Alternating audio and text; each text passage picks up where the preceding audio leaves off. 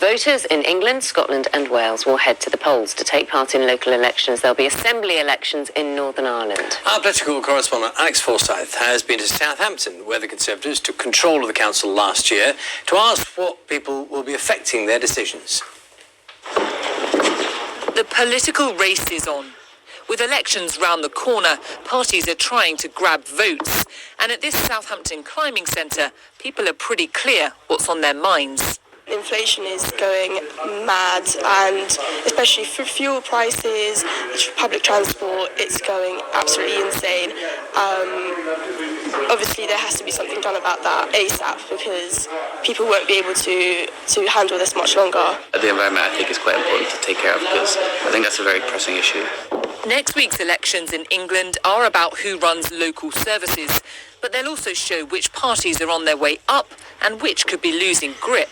They're the first widespread test of opinion since the war in Ukraine, since prices really started to climb, and of course, since news of lockdown parties in Downing Street. I think that will probably contribute to the way a lot of people vote. If belief is shaken in a party, then that will change the way that people kind of see them in both on the local and larger scale. In terms of COVID, and obviously we've had the recent Partygate thing, I do follow that kind of stuff because it's obviously all over the media, but I think overall I would care more about the local elections, because your councillor can make a change for you.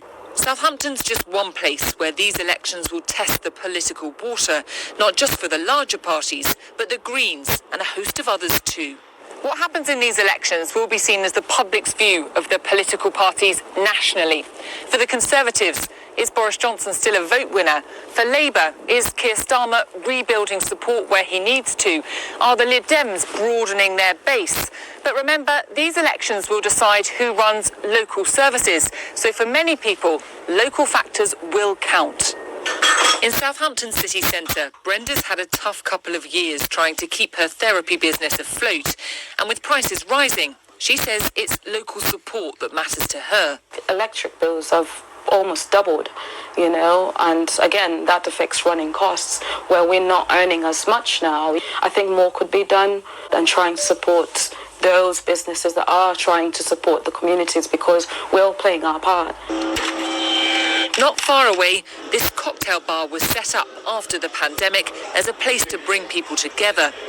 Owners Prince and Dorothy say community is important to them, but to keep going, they need backing. From pandemic to the war in Ukraine, down to so many other factors that are affecting us, high inflation rate, items we buy have gone more than 100%, increased in price. We're just really hanging on the line, trying to see that we stay up.